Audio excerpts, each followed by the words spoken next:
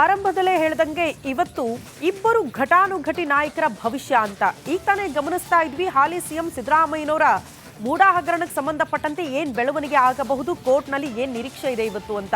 ಮತ್ತೊಂದು ಕಡೆ ಮಾಜಿ ಸಿಎಂ ಬಿಎಸ್ ಯಡಿಯೂರಪ್ಪನವರಿಗೆ ಪೋಕ್ಸೋ ಸಂಕಷ್ಟ ಎದುರಾಗುತ್ತಾ? ಕೋರ್ಟ್ ಇವತ್ತು ಇದೇ ವಿಚಾರಕ್ಕೆ ಸಂಬಂಧಪಟ್ಟಂತೆ ತೀರ್ಪನ್ನ ಕಾಯ್ದಿರಿಸಿದೆ. ಬಹಳ ಕುತೂಹಲ. ಜೊತೆಗೆ ಬಿಎಸ್ ಯಡಿಯೂರಪ್ಪನವರಿಗೆ ದೊಡ್ಡ ಮಟ್ಟದ ಟೆನ್ಷನ್ ಇದೆ. ಮಾಜಿ ಸಿಎಂ ಯಡಿಯೂರಪ್ಪನವರಿಗೂ ಕೂಡ ಇವತ್ತು ಬಿಗ್ ಡೇ. ಹೈಕೋರ್ಟ್ನಲ್ಲಿ ಪೋಕ್ಸೋ ಪ್ರಕರಣದ ತೀರ್ಪು ಇವತ್ತು ಪ್ರಕಟವಾಗುತ್ತೆ. ಪ್ರಕರಣ ರದ್ದು ಮಾಡಿದ್ರೆ ಬಿಎಸ್ ಯಡಿಯೂರಪ್ಪನವರು ಸೇಫ್ ಆಗ್ತಾರೆ. ಇಫ್ ಸಪೋಸ್ ರದ್ದು ಮಾಡದೆ ಹೋದರೆ ಯಡಿಯೂರಪ್ಪನವರಿಗೆ ಸಂಕಷ್ಟ ಫೇಕ್ಸ್. ಯಡಿಯೂರಪ್ಪ ಅರ್ಜಿ ವಜಾ ಸಹ ಮಾಡಬಹುದಂತೆ. ಅರ್ಜಿ ವಜಾ ಆದ್ರೆ ಬಿಎಸ್ ಯಡಿಯೂರಪ್ಪನವರಿಗೆ ದೊಡ್ಡ ಸಂಕಷ್ಟ ಎದುರಾಗಲಿದೆ ಅನ್ನೋದ್ರ ಡೀಟೇಲ್ಸ್ ಸಿಗ್ತಾ ಇದೆ.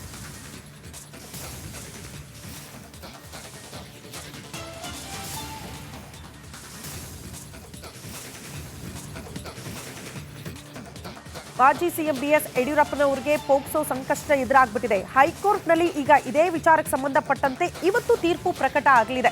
ಸೊ ಏನಾಗಬಹುದು ಅನ್ನೋದರ ಕುರಿತು ಒಂದು ರಿಪೋರ್ಟ್ ಇಲ್ಲಿದೆ ನೋಡಿ.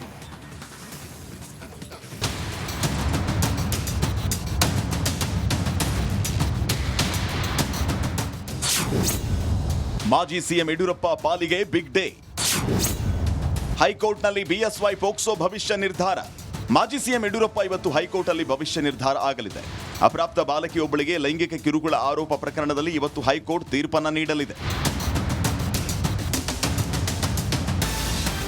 ಯಡಿಯೂರಪ್ಪ ವಿರುದ್ಧ ಸದಾಶಿವನಗರ ಠಾಣೆಯಲ್ಲಿ ದಾಖಲಾಗಿದ್ದ ಪೋಕ್ಸೋ ಕೇಸನ್ನು ರದ್ದುಪಡಿಸುವಂತೆ ಯಡಿಯೂರಪ್ಪ ಕೋರ್ಟ್ ಮೆಟ್ಟಿಲೇರಿದ್ರು.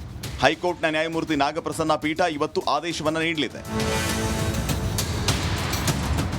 ಧಾರವಾಡ ಹೈಕೋರ್ಟ್ ಪೀಠ ನ್ಯಾಯಮೂರ್ತಿ ಎಂ ನಾಗಪ್ರಸನ್ನ ಪೀಠದಲ್ಲಿ ಮಾಜಿ ಸಿಎಂ ಭವಿಷ್ಯ ನಿರ್ಧಾರ ಆಗಲಿದೆ.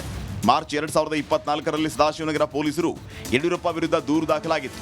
ಫೆಬ್ರವರಿ 2, 2024ರಂದು ಬಿಎಸ್ವೈ ತಮ್ಮ ನಿವಾಸದಲ್ಲಿ 17 ವರ್ಷದ ಬಾಲಕಿಯ ಮೇಲೆ ಲೈಂಗಿಕ ದೌರ್ಜನ್ಯ ಎಸಗಿದ ಆರೋಪದಲ್ಲಿ ಪೋಕ್ಸೋ ಕಾಯ್ದೆಯಡಿ ಪ್ರಕರಣ ದಾಖಲಿಸಲಾಗಿತ್ತು.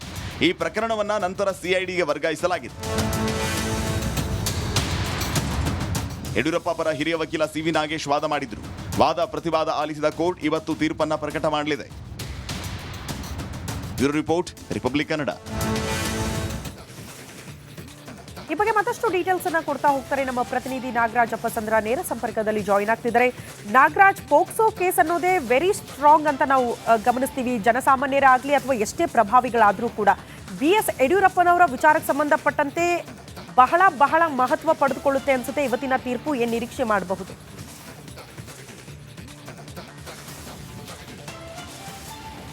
ಶ್ರುತಿ, ಏನು ಈ ಒಂದು ಬಿಎಸ್ ಯಡಿಯೂರಪ್ಪ ವಿರುದ್ಧ ದಾಖಲಾಗಿರ್ತಕ್ಕಂಥ ಪೋಕ್ಸೋ ಪ್ರಕರಣಕ್ಕೆ ಸಂಬಂಧಿಸಿದಂತೆ ಜಸ್ಟಿಸ್ ಎಂ ನಾಗಪ್ರಸನ್ನ ಅವರ ಏಕಸದಸ್ಯ ಪೀಠ ಇವತ್ತು ಯಡಿಯೂರಪ್ಪ ಸಲ್ಲಿಸಿದಂಥ ಈ ಒಂದು ಪ್ರಕರಣವನ್ನು ರದ್ದು ಮಾಡಬೇಕು ಅನ್ನೋ ಒಂದು ಅರ್ಜಿಗೆ ಸಂಬಂಧಿಸಿದಂತೆ ಆದೇಶವನ್ನು ಹೊರಡಿಸುವಂಥದ್ದು. ಇಲ್ಲಿ ಪ್ರಮುಖವಾಗಿ 3 ರೀತಿಯ ಒಂದು ಸಾಧ್ಯತೆಗಳಿರ್ತಕ್ಕಂಥದ್ದು. ಒಂದು, ಈ ಒಂದು ಪ್ರಕರಣವನ್ನು ರದ್ದು ಮಾಡಿ ಯಡಿಯೂರಪ್ಪ ಅರ್ಜಿಯನ್ನು ಪುರಸ್ಕರಿಸಬಹುದು. ಈ ರೀತಿ ಆಗಿದ್ದೆ ಆದರೆ ಯಡಿಯೂರಪ್ಪ ಅವರಿಗೆ ಯಾವುದೇ ರೀತಿಯ ಸಂಕಷ್ಟ ಇರಲ್ಲ. ಬಹುತೇಕ ಪೋಕ್ಸೋ ಕೇಸ್ನಿಂದ ಯಡಿಯೂರಪ್ಪ ಸಂಪೂರ್ಣವಾಗಿ ಹೊರಗಡೆ ಬರುವಂಥದ್ದು. ಆದರೆ ಏನು ಸಿಐಡಿ ಇದನ್ನು ಪ್ರಶ್ನೆ ಮಾಡಿ ಸುಪ್ರೀಂ ಕೋರ್ಟ್ಗೆ ಹೋಗ್ಬೋದಾದಂಥ ಸಾಧ್ಯತೆ ಇರ್ತಕ್ಕಂಥದ್ದು. ಇನ್ನೊಂದು ಸಾಧ್ಯತೆ ಏನಂತಂದರೆ, ಇಲ್ಲ, ಯಡಿಯೂರಪ್ಪ ಅರ್ಜಿಯನ್ನು ತಿರಸ್ಕರಿಸಲಾಗಿದೆ. ಯಾಕಂತಂದರೆ ಇದಕ್ಕೆ ಸಂಬಂಧಿಸಿದಂತೆ ಈಗಾಗಲೇ ಸಂತ್ರಸ್ತೆಯ 164 ಸ್ಟೇಟ್ಮೆಂಟ್ ಆಗಿದೆ. ಜೊತೆಗೆ ಗುಜರಾತ್ನ FSL ರಿಪೋರ್ಟ್ ಬಂದಿದೆ. ಹೀಗಾಗಿ ಅರ್ಜಿಯನ್ನು ತಿರಸ್ಕರಿಸ್ತಾ ಇದ್ದೀವಿ ಅಂತೇಳಿ ಹೈಕೋರ್ಟ್ ಯಡಿಯೂರಪ್ಪರ ಅರ್ಜಿಯನ್ನು ತಿರಸ್ಕರಿಸಿದ್ದೆ ಆದರೆ ಯಡಿಯೂರಪ್ಪ ಬಂಧನ ಆಗ್ಬೋದಾದಂಥ ಸಾಧ್ಯತೆಯೂ ಇರ್ತಕ್ಕಂಥದ್ದು. ಯಾಕಂತಂದರೆ ಅವ್ರಿಗಿರ್ತಕ್ಕಂಥ ಮಧ್ಯಂತರ ರಕ್ಷಣೆ ಏನಿದೆ ಹೈಕೋರ್ಟ್ನಿಂದ, ಈ ಒಂದು ಅರ್ಜಿಯ ಇತ್ಯರ್ಥ ಆದ ಮೇಲೆ ಅದು ತಾನಾಗೆ ತನ್ನ ಮಹತ್ವವನ್ನು ಕಳೆದುಕೊಳ್ಳೋದ್ರಿಂದ ಯಡಿಯೂರಪ್ಪ ಬಂಧನ ಆಗೋ ಸಾಧ್ಯತೆಯೂ ಇರತಕ್ಕಂಥದ್ದು.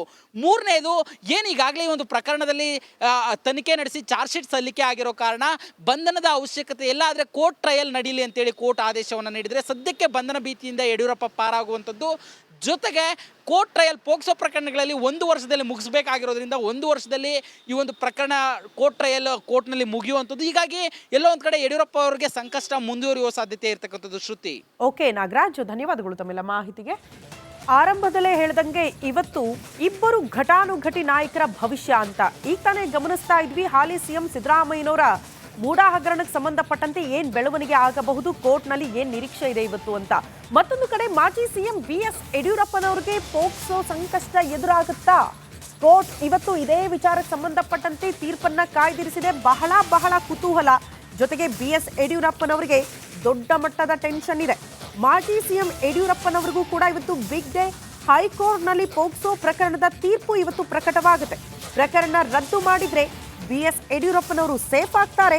ಇಫ್ ಸಪೋಸ್ ರದ್ದು ಮಾಡದೆ ಹೋದರೆ ಯಡಿಯೂರಪ್ಪನವರಿಗೆ ಸಂಕಷ್ಟ ಫೇಕ್ಸ್. ಯಡಿಯೂರಪ್ಪ ಅರ್ಜಿ ವಜಾ ಸಹ ಮಾಡಬಹುದಂತೆ. ಅರ್ಜಿ ವಜಾ ಆದ್ರೆ BS ಯಡಿಯೂರಪ್ಪನವರಿಗೆ ದೊಡ್ಡ ಸಂಕಷ್ಟ ಎದುರಾಗಲಿದೆ ಅನ್ನೋದ್ರ ಡೀಟೇಲ್ಸ್ ಸಿಗ್ತಾ ಇದೆ.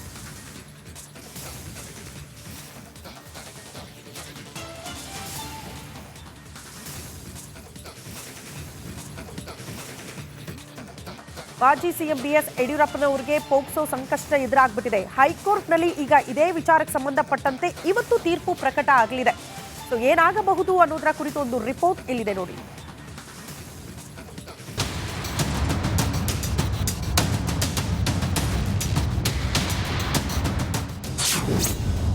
ಮಾಜಿ ಸಿಎಂ ಯಡಿಯೂರಪ್ಪ ಪಾಲಿಗೆ ಬಿಗ್ ಡೇ. ಹೈಕೋರ್ಟ್ನಲ್ಲಿ BSY ಪೋಕ್ಸೋ ಭವಿಷ್ಯ ನಿರ್ಧಾರ. ಮಾಜಿ ಸಿಎಂ ಯಡಿಯೂರಪ್ಪ ಇವತ್ತು ಹೈಕೋರ್ಟ್ನಲ್ಲಿ ಭವಿಷ್ಯ ನಿರ್ಧಾರ ಆಗಲಿದೆ. ಅಪ್ರಾಪ್ತ ಬಾಲಕಿಯೊಬ್ಬಳಿಗೆ ಲೈಂಗಿಕ ಕಿರುಕುಳ ಆರೋಪ ಪ್ರಕರಣದಲ್ಲಿ ಇವತ್ತು ಹೈಕೋರ್ಟ್ ತೀರ್ಪನ್ನು ನೀಡಲಿದೆ. ಯಡಿಯೂರಪ್ಪ ವಿರುದ್ಧ ಸದಾಶಿವನಗರ ಠಾಣೆಯಲ್ಲಿ ದಾಖಲಾಗಿದ್ದ ಪೋಕ್ಸೋ ಕೇಸನ್ನು ರದ್ದುಪಡಿಸುವಂತೆ ಯಡಿಯೂರಪ್ಪ ಕೋರ್ಟ್ ಮೆಟ್ಟಿಲೇರಿದ್ರು. ಹೈಕೋರ್ಟ್ನ ನ್ಯಾಯಮೂರ್ತಿ ನಾಗಪ್ರಸನ್ನ ಪೀಠ ಇವತ್ತು ಆದೇಶವನ್ನು ನೀಡಲಿದೆ. ಧಾರವಾಡ ಹೈಕೋರ್ಟ್ ಪೀಠ ನ್ಯಾಯಮೂರ್ತಿ ನಾಗಪ್ರಸನ್ನ ಪೀಠದಲ್ಲಿ ಮಾಜಿ ಸಿಎಂ ಭವಿಷ್ಯ ನಿರ್ಧಾರ ಆಗಲಿದೆ. ಮಾರ್ಚ್ 2024ರಲ್ಲಿ ಸದಾಶಿವನಗರ ಪೊಲೀಸರು ಯಡಿಯೂರಪ್ಪ ವಿರುದ್ಧ ದೂರು ದಾಖಲಾಗಿತ್ತು. ಫೆಬ್ರವರಿ 2, 2024ರಂದು BSY ತಮ್ಮ ನಿವಾಸದಲ್ಲಿ 17 ವರ್ಷದ ಬಾಲಕಿಯ ಮೇಲೆ ಲೈಂಗಿಕ ದೌರ್ಜನ್ಯ ಎಸಗಿದ ಆರೋಪದಲ್ಲಿ ಪೋಕ್ಸೋ ಕಾಯ್ದೆಯಡಿ ಪ್ರಕರಣ ದಾಖಲಿಸಲಾಗಿತ್ತು. ಈ ಪ್ರಕರಣವನ್ನು ನಂತರ CIDಗೆ ವರ್ಗಾಯಿಸಲಾಗಿತ್ತು.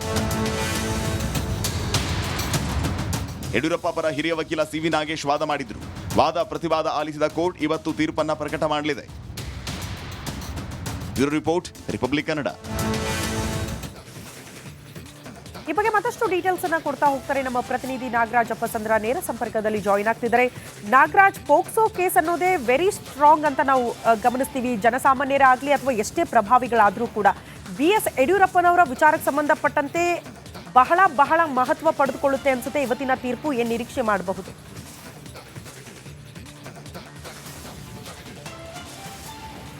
ಶ್ರುತಿ, ಏನು ಈ ಒಂದು BS ಯಡಿಯೂರಪ್ಪ ವಿರುದ್ಧ ದಾಖಲಾಗಿರ್ತಕ್ಕಂಥ ಪೋಕ್ಸೋ ಪ್ರಕರಣಕ್ಕೆ ಸಂಬಂಧಿಸಿದಂತೆ ಜಸ್ಟಿಸ್ ನಾಗಪ್ರಸನ್ನ ಅವರ ಏಕಸದಸ್ಯ ಪೀಠ ಇವತ್ತು ಯಡಿಯೂರಪ್ಪ ಸಲ್ಲಿಸಿದಂಥ ಈ ಒಂದು ಪ್ರಕರಣವನ್ನು ರದ್ದು ಮಾಡಬೇಕು ಅನ್ನೋ ಒಂದು ಅರ್ಜಿಗೆ ಸಂಬಂಧಿಸಿದಂತೆ ಆದೇಶವನ್ನು ಹೊರಡಿಸುವಂಥದ್ದು. ಇಲ್ಲಿ ಪ್ರಮುಖವಾಗಿ 3 ರೀತಿಯ ಒಂದು ಸಾಧ್ಯತೆಗಳಿರ್ತಕ್ಕಂಥದ್ದು. ಒಂದು, ಈ ಒಂದು ಪ್ರಕರಣವನ್ನು ರದ್ದು ಮಾಡಿ ಯಡಿಯೂರಪ್ಪ ಅರ್ಜಿಯನ್ನು ಪುರಸ್ಕರಿಸಬಹುದು. ಈ ರೀತಿ ಆಗಿದ್ದೆ ಆದರೆ ಯಡಿಯೂರಪ್ಪ ಅವರಿಗೆ ಯಾವುದೇ ರೀತಿಯ ಸಂಕಷ್ಟ ಇರಲ್ಲ. ಬಹುತೇಕ ಪೋಕ್ಸೋ ಕೇಸ್ನಿಂದ ಯಡಿಯೂರಪ್ಪ ಸಂಪೂರ್ಣವಾಗಿ ಹೊರಗಡೆ ಬರುವಂಥದ್ದು. ಆದರೆ ಏನು CID ಇದನ್ನು ಪ್ರಶ್ನೆ ಮಾಡಿ ಸುಪ್ರೀಂ ಕೋರ್ಟ್ಗೆ ಹೋಗ್ಬೋದಾದಂಥ ಸಾಧ್ಯತೆ ಇರ್ತಕ್ಕಂಥದ್ದು.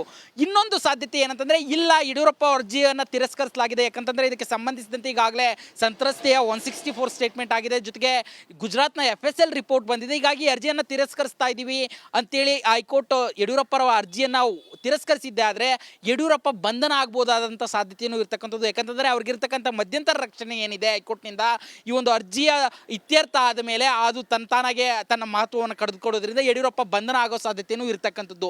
ಮೂರನೇದು, ಏನು ಈಗಾಗಲೇ ಈ ಒಂದು ಪ್ರಕರಣದಲ್ಲಿ ತನಿಖೆ ನಡೆಸಿ ಚಾರ್ಜ್ ಶೀಟ್ ಸಲ್ಲಿಕೆ ಆಗಿರೋ ಕಾರಣ ಬಂಧನದ ಅವಶ್ಯಕತೆ ಇಲ್ಲ, ಆದರೆ ಕೋರ್ಟ್ ಟ್ರಯಲ್ ನಡೀಲಿ ಅಂತೇಳಿ ಕೋರ್ಟ್ ಆದೇಶವನ್ನು ನೀಡಿದರೆ ಸದ್ಯಕ್ಕೆ ಬಂಧನ ಭೀತಿಯಿಂದ ಯಡಿಯೂರಪ್ಪ ಪಾರಾಗುವಂಥದ್ದು. ಜೊತೆಗೆ ಕೋರ್ಟ್ ಟ್ರಯಲ್ ಪೋಕ್ಸೋ ಪ್ರಕರಣಗಳಲ್ಲಿ 1 ವರ್ಷದಲ್ಲಿ ಮುಗಿಸಬೇಕಾಗಿರೋದ್ರಿಂದ 1 ವರ್ಷದಲ್ಲಿ ಈ ಒಂದು ಪ್ರಕರಣ ಕೋರ್ಟ್ ಟ್ರಯಲ್